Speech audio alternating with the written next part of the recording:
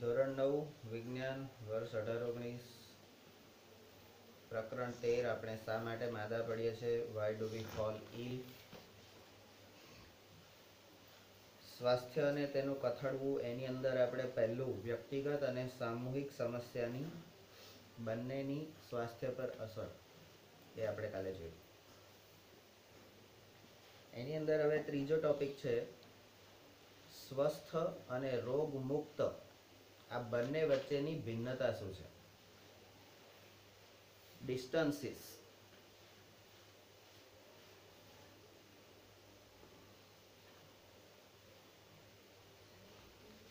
between healthy and disease free.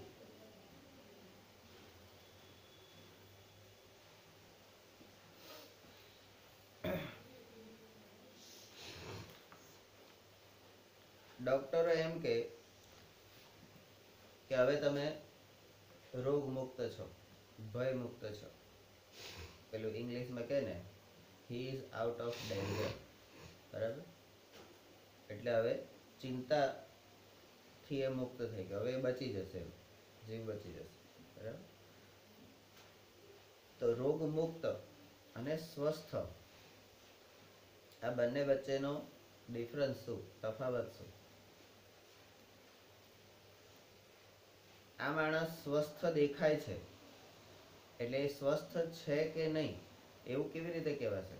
અને એના માટે જે સ્વસ્થતાની તમે જે વ્યાખ્યા આપશો એ આના માટે લાગુ પડશે કે નહીં? એ આના માટે લાગુ પડશે કે નહીં? તો આગળ આપણે જોઈ ગયા કે દાદીમાં આજુબાજુના ઘરોમાં જઈ વાતો કરી શકે, પોતાનું કામ જાતે કરી શકે, તો એ સ્વસ્થ છે. પણ જો નાનું છોકરું ખૂણામાં બેઠું બેઠું આખો દાડો ખાધું પીધું રમ્યા કરતું હોય, એ સહેજે આમ દોડમ દોડ ને મસ્તી તોફાન ના કરતું હોય, તો એ સ્વસ્થ નથી. બરાબર? આવું આપણે આગળ જોઈ ગયા છે. તો આપણે હવે એને વિજ્ઞાનની રીતે સમજીએ. જો આપણે આને સ્વાસ્થ્ય સમજીએ તો રોગ અથવા વ્યાધિ શું છે?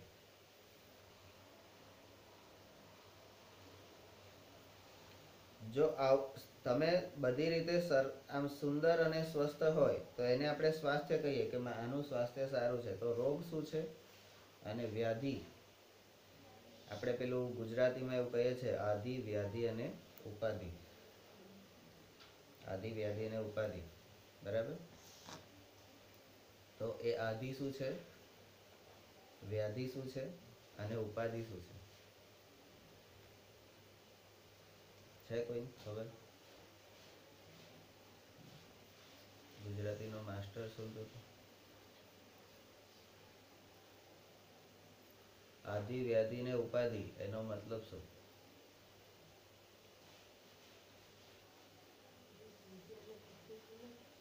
વ્યાધિ એટલે તકલીફ, એટલે દુઃખ, આપણે રોગ ગણીએ. બરાબર? ચલો પછી ઉપાધિ એટલે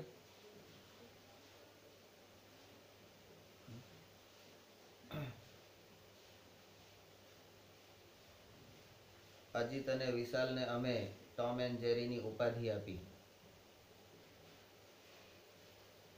એ ઉપાધિ. ઉપાધિ પણ બે પ્રકારની છે.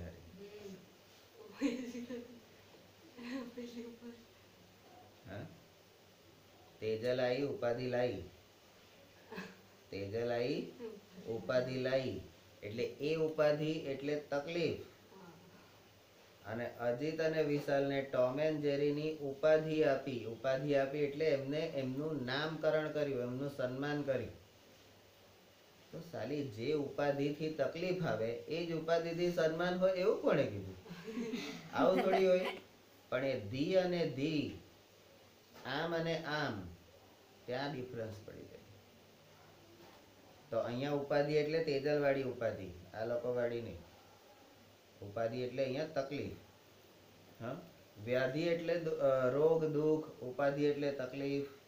બરાબર? આધિ એટલે શું?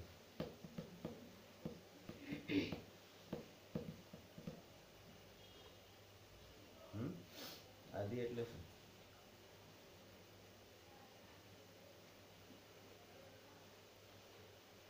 આધી એટલે અડધી બુદ્ધિ, મંદ બુદ્ધિ. ઓછી સમજણ, વસ્તુને પૂરેપૂરું સમજ્યા વગર જે કામ થાય તો એ આદિ વ્યાધિ ને ઉપાધિ નોતરે. બરાબર, સમજીને કરે તો એવી કોઈ ઉપાધિ થાય નહીં. બરાબર, તો ઉપાધિ મળે. પેલી ઉપાધિ થાય અને પેલી ઉપાધિ મળે. બરાબર, તો આપણે મળે એવું રાખવું, થાય એવું નહીં રાખવું.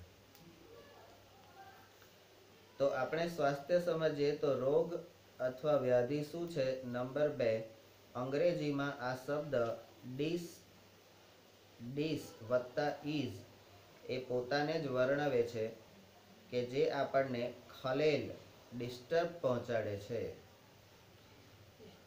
ડિસ્ટર્બડ. બરાબર, ઇઝી આપણી શાંત જીવન શૈલીને જે ડિસ્ટર્બ કરે, ખલેલ પહોંચાડે. રોજ સવારે 7 વાગે ઉઠીને આવતા હોય, સાંજે અહીંથી કે ત્યારે જતા હોય, આખો દિવસ બધું જ કામ કરતા હોય અને અચાનક રાત્રે ઘેર જઈએ ને ચડી જાય તાવ. તો એ શું કરે છે? તમારું રૂટીન ને ડિસ્ટર્બ. બીજા દિવસે સવારે તમે 7 વાગે નહીં આવી શકો તો એ ડિસ્ટર્બ કરે છે. એને આપણે ઈઝ કહીએ છીએ. નંબર 3, આ ઈઝ એટલે શું? તો કે સુવિધાના સ્વરૂપમાં વિચારાય છે. દરેક પ્રકારની સુખ સુવિધા એટલે ઇઝી ગોઈંગ લાઈફ. અને દરેક પ્રકારની તકલીફો, અસુવિધાઓ એટલે કરમની કઠણાઈ. બધું તમને સારું સારું મળે તો કે ભગવાનની તમારી પર કૃપા. વિરોધાભાસ જોવાનો છે.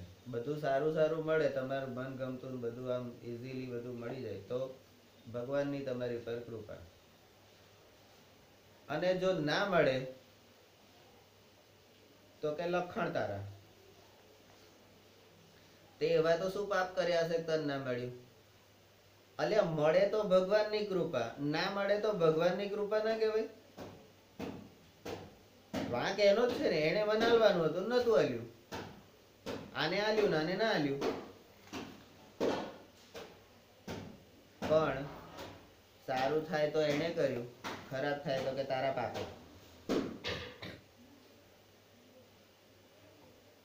અને વાલીઓ લૂંટારો એનું બેસ્ટ ઉદાહરણ છે. બરાબર, ખરાબ કર્યું તો તે, અમે શું કરવા? તો ઇઝી એટલે સુવિધાના સ્વરૂપમાં વિચારાય છે. નંબર 4, રોગનો બીજો અર્થ એટલે અસુવિધા. સ્વસ્થ એટલે સુવિધા, રોગ એટલે અસુવિધા. આપણને એની ડિફરન્સ, ભિન્નતા, આપણે તફાવતના મુદ્દા લેવાના છે. બરાબર. નંબર 5, જો કે આ શબ્દનો ઉપયોગ ખૂબ જ સીમિત છે. નંબર 6, આપણે રોગના વિષયમાં ત્યારે વાત કરીશું જ્યારે આપણને અસુવિધાના વિશિષ્ટ કારણની ખબર હોય. નંબર 7, આનો અર્થ એ થાય એવો બિલકુલ નથી કે આપણે તેનો સાચો અને અંતિમ ઉત્તર જાણીએ છીએ.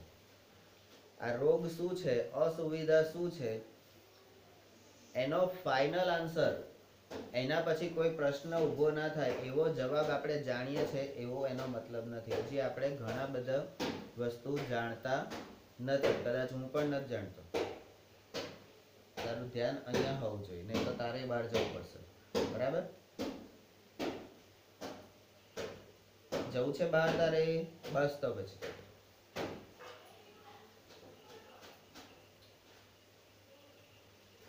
આપણે કહી શકીએ કે કોઈ વ્યક્તિ ઝાડાથી પીડાતો હોય તો તેનું ચોક્કસ કારણ શું હોઈ શકે? કોઈ ઝાડા થઈ ગયા હોય તો ચોક્કસ કારણ કોઈ કહી શકશે? અચાનક ભયંકર ઠંડી વધી ગઈ અને ઠંડી ભરાઈ જાય તો ઝાડા થઈ જાય. પગનું શરીરનું બેલેન્સ ખસી ગયું તોય થઈ જાય, કંઈક ખાવામાં આવ્યું તોય થઈ જાય, કંઈક પીવામાં આવ્યું તોય થઈ જાય. બરાબર?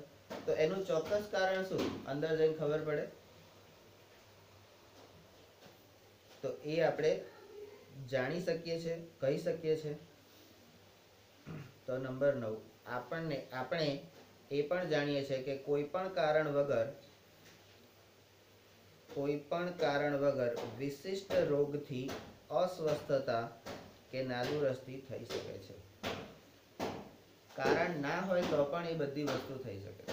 જરૂરી નથી કે આવું હોય તો જ થાય. તો ગુરુજી તમે તો અમને એવું શીખવાડ્યું કે કઈ પણ વસ્તુ હોય તો એનું કારણ તો હોય જ, એની પાછળ કંઈક તો હોય. તો એ સત્ય જ છે. પણ સાથે મેં એવું કીધું છે કે કેટલીક વસ્તુ સ્વીકારી લેવાની હોય, માની લેવાની હોય. દરેક વસ્તુના કારણ તો હોય જ, પણ એ કારણ જાણવા જરૂરી નથી હોતા. બરાબર? અને મેં એના માટે એક ઉદાહરણ આપ્યું હતું, કદાચ કોઈને યાદ હોય તો,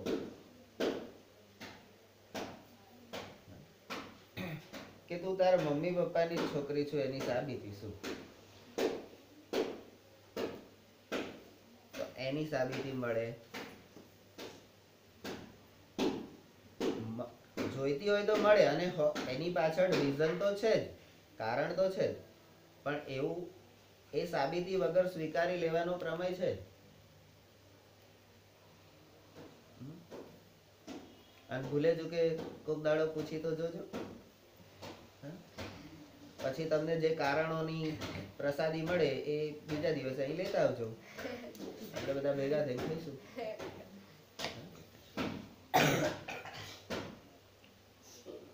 હારા ગુસ્સામાં કોક દાડો એમ કીધું હોય ને, ઓ હું તારો છોકરો નહીં, હું તારી છોકરી નહીં, એટલે તું મારી જોડે આવું વર્તન કરે છે. અને પછી જે આપણી દશા થઈ હોય આપણને બધાને યાદ છે, મને પણ યાદ છે. બરાબર? તો આપણે એ પણ જાણીએ છીએ કે કોઈ પણ કારણ વગર પણ કંઈક વસ્તુ થઈ શકે છે. રોગની અસ્વસ્થતા અને નાદુરસ્તી થઈ શકે છે. નંબર 10, માત્ર કોઈ રોગ ન થવાનો અર્થ એ નથી કે તમે સ્વસ્થ છો. શરીરમાં કોઈ રોગ નથી એટલે તમે સ્વસ્થ છો એવું જરૂરી નથી. આપણે ઘણીવાર ઘરમાં આવું સાંભળીએ છીએ, ઓ ચડતું લોહી છે, આ ઉંમરે તો 10-12 રોટલી એમને ખાઈ જવાય, 12-15 રોટલી તો નાસ્તામાં ખાઈ જવાય. અમે તમારા જેવા હતા ત્યારે અમે આમ કરતા હતા, અમે તમારા જેટલા હતા ત્યારે અમે આટલું આટલું તોપો ઉચકતા હતા. તમે તોપો ઉચકતા હતા એમાં અમારે હું? અમારે નહીં ઉચકવી કેમ? તો તમે એ ઉંમરને અનુલક્ષીને તમે સ્વસ્થ છો? એ ઉંમરનો કોઈ સ્ટાન્ડર્ડ બાળક જે કંઈ કરી શકે છે એ બધું કામ તમે કરી શકો છો? તમને બીજો કોઈ બીમારી નથી, પણ જો તમે એ નથી કરી શકતા તો તમે સ્વસ્થ નથી. હા, રોગિષ્ટ પણ નથી, બીમાર પણ નથી, પણ સ્વસ્થ નથી. બરાબર? એનું ઉદાહરણ અહીંયા આપે છે, નૃત્યાંગના માટે સ્વાસ્થ્યનો અર્થ એ છે, કોઈ ડાન્સર હોય એના માટે સ્વાસ્થ્ય એટલે શું? તો એ શિષ્ટતાપૂર્વક પોતાના શરીરને વિષમ પરિસ્થિતિઓની મુદ્રાઓની અભિવ્યક્તિ કરી શકે છે. એના માટે સ્વાસ્થ્યનો અર્થ શું? તો શિષ્ટતાપૂર્વક. બરાબર? આપણને કંઈ કરવાનું કીધું છે તો એને ગમે તેમ લાવ બુધું માર પૂઠું એવું કરીને છૂટું એટલે એને કોઈ પણ રીતે કરવાનું એવું નહીં, શિષ્ટતાપૂર્વક પદ્ધતિસર કરવાનું. બરાબર? પોતાના શરીરને વિષમ પરિસ્થિતિઓની મુદ્રામાં, જે વસ્તુ મેં ક્યારેય નથી કરી એવી અંગ મરોડ, એવી રચના, એ મુદ્રાઓની હું અભિવ્યક્તિ કરી શકું, ત્યારે હું ડાન્સર કહેવો. બરાબર? કેટલાક લોકો કહેતા હતા ને, એનો પગ તો આટલે ઉપર ઉછળે છે, તમારો તો આટલું જ ઉછળે છે, એનું પાછળ આટલે ઊંચું જાય છે, તમારું તો આટલું જ જાય છે, બરાબર. પણ એ શ્રેષ્ઠતા પૂર્વક અભિવ્યક્તિ દરેકે દરેક મુદ્રાની યોગ્ય રીતે પ્રેક્ટિસ કરવાથી, બરાબર. અને હું જેમ કહું છું, કોઈ પણ કામ જો દિલથી કર્યું તો એ થાય છે જ, બરાબર. અને સાબિતી મળી ગઈ. કેટલો ઊંચો ઉછળ્યો તો? માથાથી ઉપર, બરાબર. તો એ સ્વાસ્થ્ય છે, પણ કોના માટે? ડાન્સર માટે, તમારા માટે નહીં, બરાબર. નંબર 12 એ પણ ઉદાહરણ છે. સંગીતકાર માટે આનો અર્થ એ થાય કે લાંબો શ્વાસ લઈ શકે છે અને જેનાથી પોતાની વાંસળીમાં સૂર નિયંત્રિત કરી શકે છે. કોઈ સંગીતકાર છે, વાદ્ય વગાડે છે, વાંસળી વગાડવા વાળો છે, તો એ પોતાના શરીરને આમ તેમ વાળી શકશે નહીં તો ચાલશે, પણ એના માટે સ્વાસ્થ્ય શું છે? એના ફેફસાની તાકાત. એના ફેફસા મજબૂત હોય, એ ઊંડો શ્વાસ લઈ શ્વાસ ભરી અને સરસ રીતે વગાડી શકે છે, તો એ સ્વસ્થ છે, બરાબર. નંબર 13, આપણને આપણી વિશિષ્ટ ક્ષમતાને ઓળખવાનો અવસર કે તક મળે, એ પણ સ્વાસ્થ્ય માટે આવશ્યક છે. અલ્યા હનુમાનજી, તારામાં શું છે? તારી તાકાત શું છે? તું શું કરી શકે છે?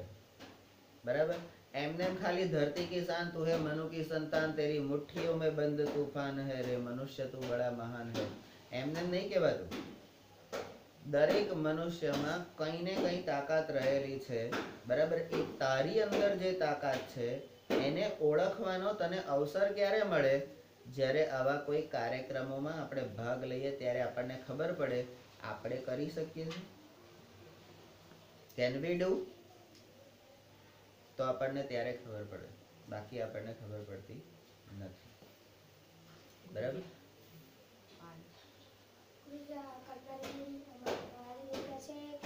સંસ્કૃત, હિન્દી અને સમાજ વિજ્ઞાન ચક્રીય બોલાવે.